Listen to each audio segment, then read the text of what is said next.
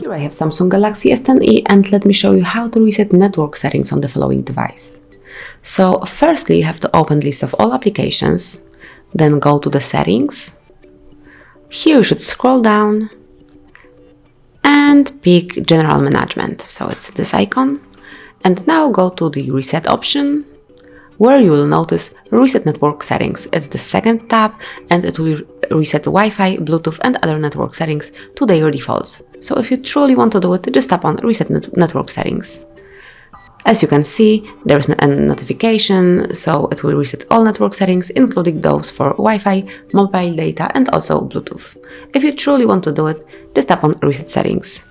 You have to confirm it because this operation cannot be undone, so you have to be 100% sure that you want to do it. If you are, just tap on Reset. And that's it. Network settings have been reset.